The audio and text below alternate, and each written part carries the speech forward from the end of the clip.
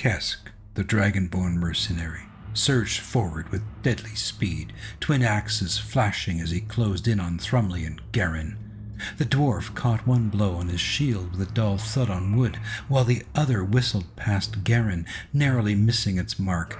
But the fighter now found himself trapped, his allies pressed close behind, and the snarling guard drake lunging at him, its fangs snapping just inches from his chest. With no room to maneuver, Garin struck downward in desperation, aiming the pommel of his broadsword at the beast's shoulder, but the blow missed by a hair's breadth. Not far off, Sister Halene raised her mace high. Her breath came in ragged gasps as she whispered a prayer through clenched teeth, then brought the weapon crashing down toward the guard drake before her, divine resolve burning in her eyes. Welcome to Nosh Solo.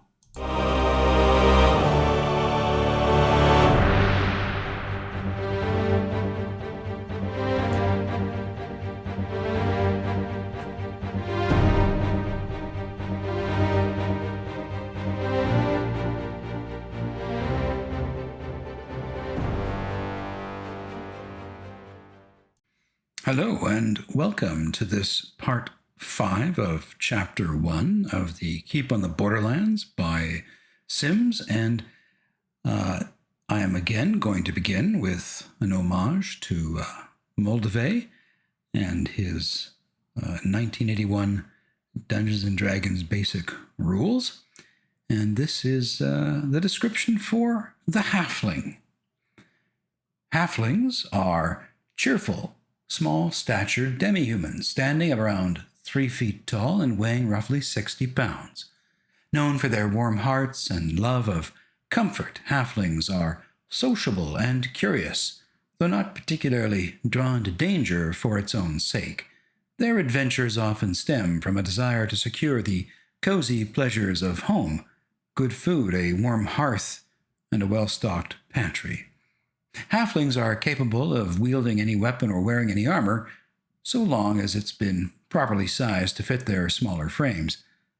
Due to their stature, they cannot manage oversized gear such as two-handed swords or longbows. However, they handle smaller arms with ease and precision, favoring weapons like short swords, daggers, and short bows. Despite their size, halflings are remarkably skilled with missile weapons, boasting uncanny accuracy. They also possess a natural talent for stealth, able to move quietly and remain unseen when the situation calls for it, traits that make them excellent scouts and elusive foes. With their blend of charm and precision and subtlety, halflings bring a unique and invaluable presence to any adventuring party. And let's get right back into the combat. And she missed by 1. Rotten. All right, well, better luck next time. And who's next? It's Thrumley. Thrumley at last gets to do something. Okay, so Thrumley has only burned 2 fatigue points to this point in the combat. He's got a balanced axe, which does a lovely 1d+4 cutting damage. He is going to try and hit Kesk. He wants to try to take Kesk out, not kill him, but simply drop him. He's going to try to attack his leg. So that's going to be a -2 to his attack roll whenever you attack a limb like an arm or a leg. So I'll put a -2 there. And let's see if he hits Kesk in the leg. Success by 0. So Kesk, he obviously does not have a shield, but he does have a very high dodge. And I think Kesk, being a very, very good fighter, is going to burn some fatigue to give him a bit of an advantage. So he's going to get a +2 to the defense roll here.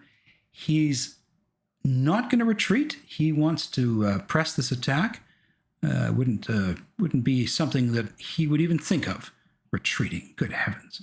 So let's see if he can dodge the attack.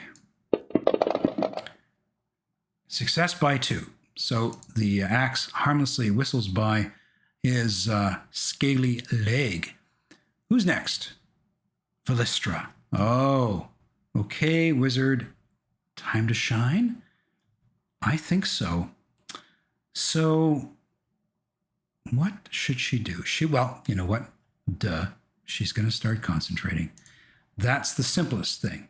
So she'll take the concentrate maneuver, and she's going to concentrate on daze. And I think what she's going to do is try to daze this Drake 1. And so as she begins to concentrate, she says something to the effect of, "Elf, cleric, hold your blows." Something to that effect.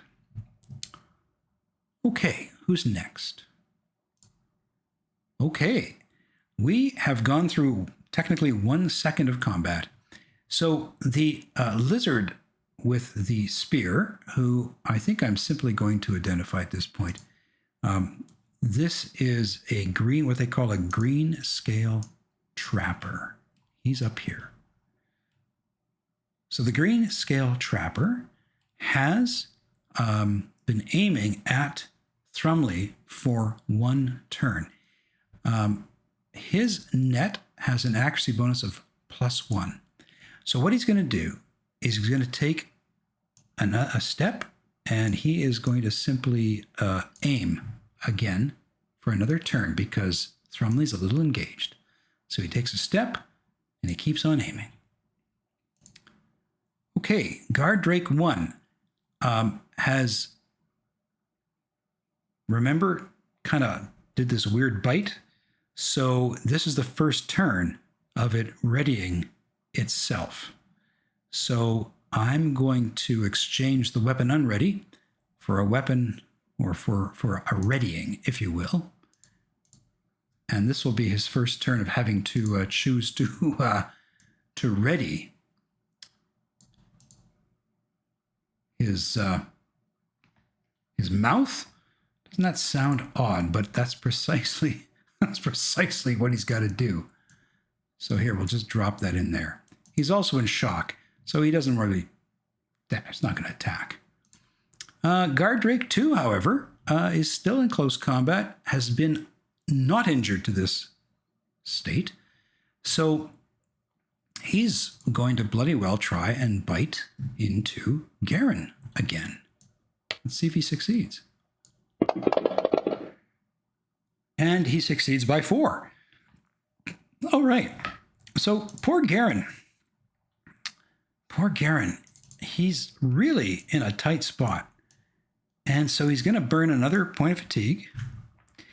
He is going to immediately get a +2 for feverish defense. He is going to get the 2 for his shield's DB because this attack, his shield will benefit him. And he's going to have to try to dodge. I don't think he really wants to try to parry this thing's head, although probably he could do that. Is the head stronger than his blade? That's the danger. So he's going to try and dodge. Succeeds by 2. So again, the jaws of the drake snap harmlessly near his chest.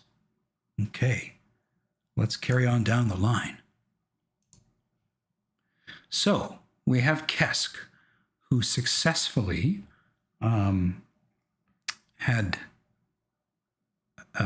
dodged that last blow. All right. So what should Kesk do? Should he hammer these 2 with his axes again? Well, Kesk doesn't do that. What Kesk does is he opens his mouth, and this electric firestorm bursts from his maw, and it comes out in a cone. Now that cone is going to look a little like this.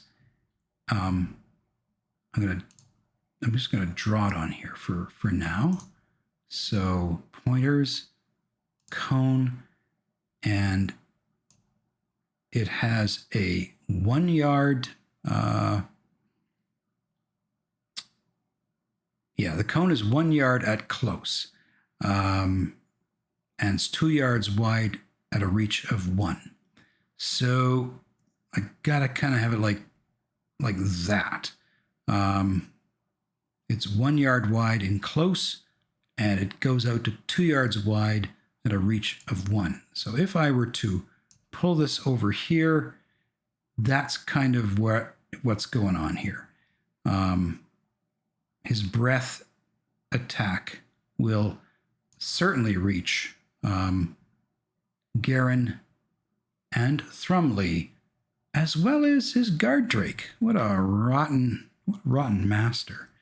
So that's his cone attack, breath attack right there. So he can generate this 3 times per day.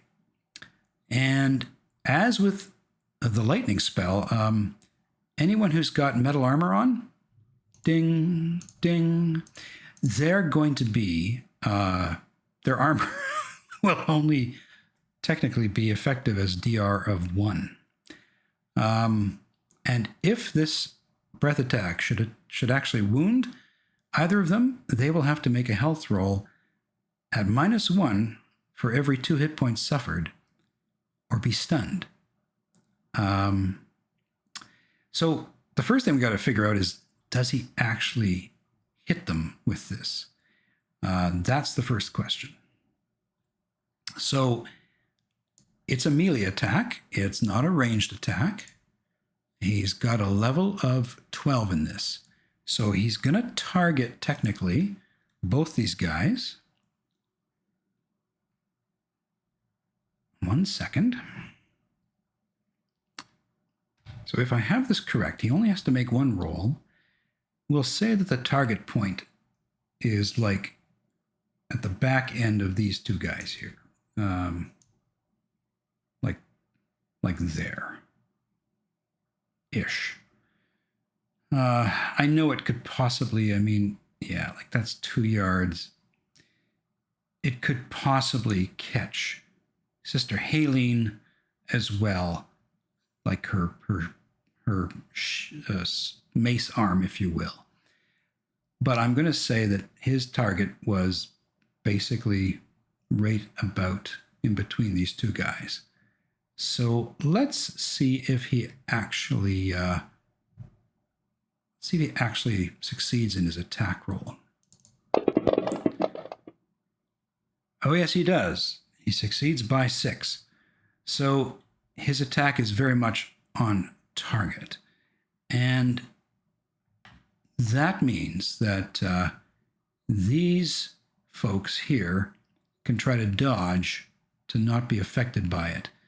Well, dodge, yeah, but you got to do more than just dodge. You kind of got to get out of the area of the attack. So the only thing they can do is what's called a dodge and drop. Thrumley, for instance, could throw himself this way to the ground.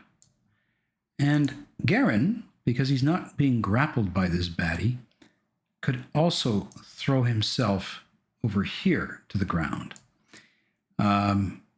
So a dodge and drop is a bonus of +3 to the dodge roll, much like a retreat, except it leaves you lying prone on the ground.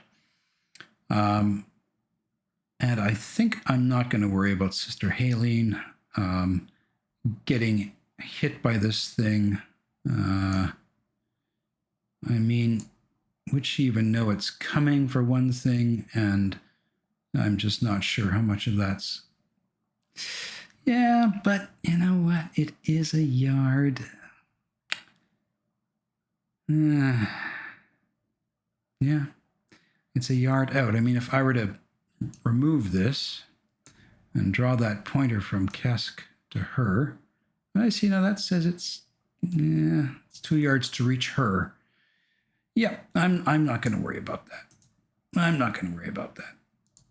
We're just going to leave it the way it was, and he attacks those two dudes, including his own guard Drake. Fun times. Okay, well, who should go first for the dodge and drop? I think we'll start with Thrumley. So let's call up Thrumley here. So, again, he could burn a fatigue point to get a feverish defense on this. So let's just make that now 3 fatigue. He's going to get a +2 for the feverish defense. He's going to get a +3 for the dodge and drop. He should also get a +2 from his shield because its DB should defend him. So I'll give him the DB for that. Why not? And let's see if he dodges this. And he does. So he throws himself away from the attack, and he will hit the ground here, which means we got to drop a prone on him. Okay. What about Garen here? So Garen could do the very same thing. He could burn a fatigue point for a +2. He gets a +3 because he's dodging and dropping. And he gets a +2 for that shield of his. Does he do it? Success by 2. So he flings himself to the ground and avoids the breath attack. We'll drop that prone on him as well. There we go. Okay, you know what? I've changed my mind. I think that Halene should take some damage from this. I think that she's not aware that this is coming because it's a breath attack, and she's been focused on the guard Drake. So yeah, what would the damage be for her? So remember that as with the lightning spell, any metal armor is really just DR1. So I guess we need to roll damage. So the damage is 1d - 1 burning.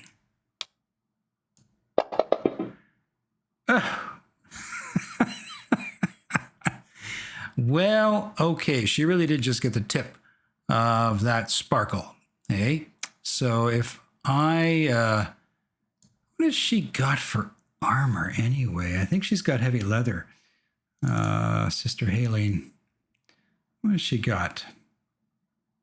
Yeah, heavy leather on the torso. So in fact, because it's not metal armor, it totally wraps all this damage up. So she feels a slight her hair going up with static energy. Is that what happens? All right, that's all good. That's all good. So I'm going to remove this for now. There we go. So Kesk, fails to really capitalize on that breath attack. Ooh, but what about his guard Drake? Yeah, the guard Drake has to take some damage. That wouldn't be fair. I'm mean, but I'm not that mean. Come on. Okay, maybe he'll take a bit more damage. Let's see. All right, so 2 points of burning, but guess what? That is going to get soaked up by his armor as well. So nope, there's no damage from that breath attack, unfortunately. Or fortunately, as the case may be. Okay, who's next? We're back to Kale. So Kale is going to stab now at the guard Drake, unimpeded. So let's bring up Kale's character and let's see if he can stabby stab on that guard drake. And fails by 2. Oh, you know, these 100-point characters. Anyway, need I say more? Need I say more? But this is kind of the equivalent of the level 1s, right? The level 1 characters in D&D weren't exactly stellar with their roles and abilities as well. Okay, who's next? Well, Penny Thistlewink. She has been aiming at that drake, and guess what? She's not impeded by Garen because Garen's lying on the floor. So I think she's going to get the full benefit of her accuracy bonus as she sends an arrow flying from Sting Whistle into that drake. So we're going to give her a +2. And yeah, let's see if she hits the drake. Success by 10. Woo! Okay, so darn it, if she just rolled 1 lower, it would have been a critical success. So the drake does get the dodge. Yeah. And fails. Okay, so she hits home. Awesome. 1d -1 impaling. Geez, let's see if she does better than the Kesk did with the burning attack. Nope, doesn't. So guess what? No damage to that drake. The arrow simply snaps off as it hits its scales. Boo. Okay, so I'm going to take off the aim from her because, yeah, she's done with that maneuver. Okay. Who's next? We've got Thelwyn. Now, Thelwyn had fired at the drake earlier, so Thelwyn is going to do a ready maneuver. So we'll throw that down on him. And here's, again, where a heroic archer can do some good things for him. Well, first of all, Thelwyn has, he's got fast draw arrows. So first, let's see if he can fast draw an arrow. Succeeds by 2. Now, with heroic archer, he can try to ready this arrow in like 0 time with a -3 roll on his bow skill. And he succeeds. So he technically just reloads in this same turn that he can fire. Isn't that cool? And remember, he gets his AC bonus automatically when he fires. Let's see if he hits the drake. Success by 3. So the drake was doing a ready maneuver earlier, but it has no imposition to its defenses. Let's see if it dodges.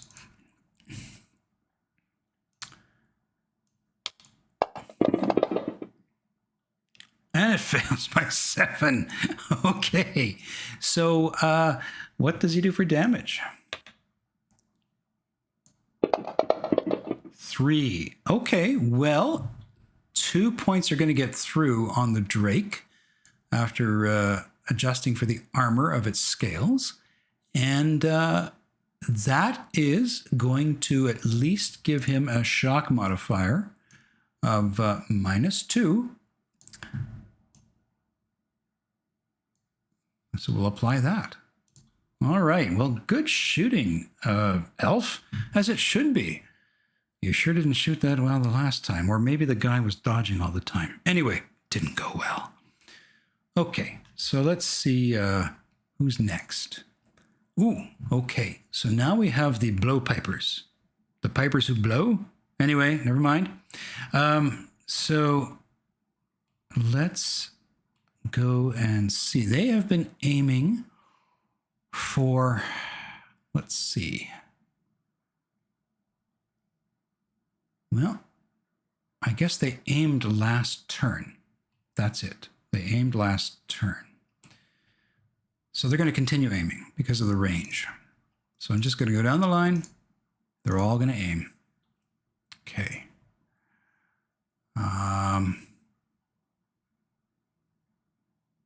Right. 1 second. I just had to go and manually set their aims for an additional turn. So this means they've all been aiming now for a second turn. Well, we're back to Garen, who is lying prone on the ground. But he is going to stab at the Drake. Why not? He can do it. It's GURPS. So he will be at -4 to his attack. So we'll throw that into the box. We'll call up his character, of course. And yeah, he's still got his broadsword in his hand. So he's going to take a swing at the Drake. And succeeds by 3. So the Drake will have to try to dodge this. Boy, this Drake's been dancing all over the place. Oh, critical fail. Awesome sauce. And so this combat is going so much better than the other one I did for a test run. Okay, so Drake is going to go prone as it loses its balance and falls to the ground. And what damage does he do to the Drake? He's got 1d + 3 cutting.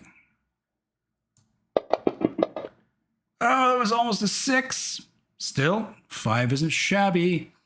So he is going to take 4 points of injury from that slash by the broadsword. And that means he's going to be at -4 for shock on his next turn. Awesome. What a great attack. Lying down, he hits the ground, dodges the breath weapon, and then just slashes at that Drake. Awesome, awesome attack. Okay, who's next? We have Sister Halene, whose hair has just gone up strangely. She is going to attack the Drake. So call her up. And let's see if she can hit the Drake this time.